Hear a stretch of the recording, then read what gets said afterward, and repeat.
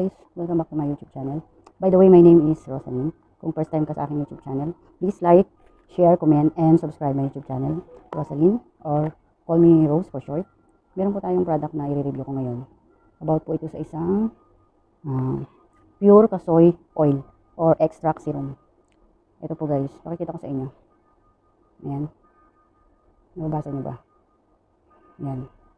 Ito nabili ko sa sa online, sa Lazada. Bali 155 kasama na yung shipping niya. Ito guys na i-try ko na rin to. Ito pala ay the best sa pangtanggal ng mga warts.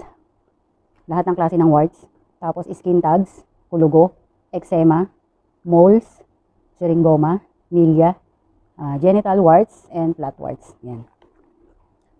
Siya nga po pala guys, ang paglalagay nito, 1 to 2 drops lang ang lagay kasi matapang po siya masyado. Tapos, 1 to 2 times a day. Okay lang naman kahit na sa gabi, kahit isang beses. Tapos, depende sa laki ng ng warts or mole na tatanggalin nyo. Pag malaki siguro hanggang 2 drops, pero pag maliit lang, at least isa lang kasi nga po siya mahapdi. Sa unang lagay, hindi naman siya agad na makakaramdam ka ng hapdi. Sa pangalawang araw, yun na medyo may hapdi na siya.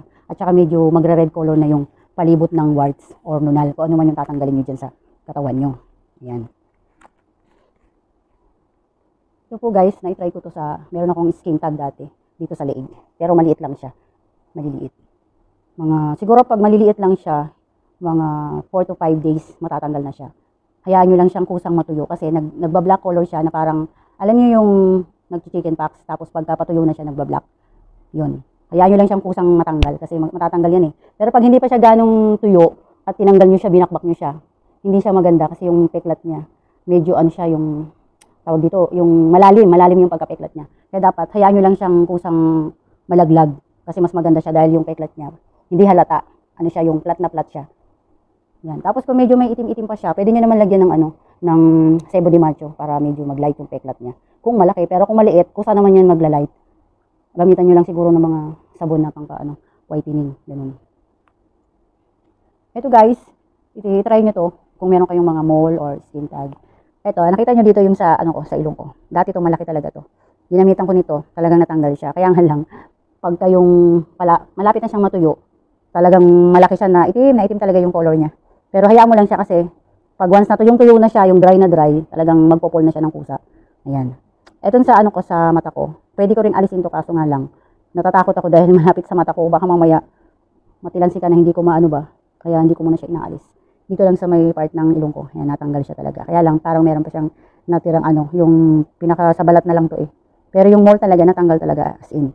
Ito, effective po talaga to. Kung may mga skin tag kayo, mga mole na gusto nyong alisin. Kaya nga lang, magtataga lang talaga kasi kayo dahil masakit siya talaga, mahapdi. Yun yung effect ng gamot. Yan. Sabi nga nila, tiis ganda. Kung gusto nyong gumanda o matanggal yung mga dyan sa mukha nyo, mga mole dyan, or skin tag, yan, maalis yan. Effective po talaga to guys. Yan, try nyo to. Ang niya, pure kasoy oil extract serum. Yan. Ilalagay ko na lang yung nito, yung link nito diyan sa comment section ko. Kung gusto niyo bumili nito sa Lazada kasi mura lang naman siya, nasa 100 plus lang kasama na yung shipping fee niya. Yan, lalagay ko yung link niya diyan sa baba ng comment section ko. Yan. Hanggang dito na lang guys ang aking video. Please like, share, comment, and subscribe my YouTube channel, Rose or Rosaline. Yan. Salamat po sa panonood. God bless you all po. Bye-bye.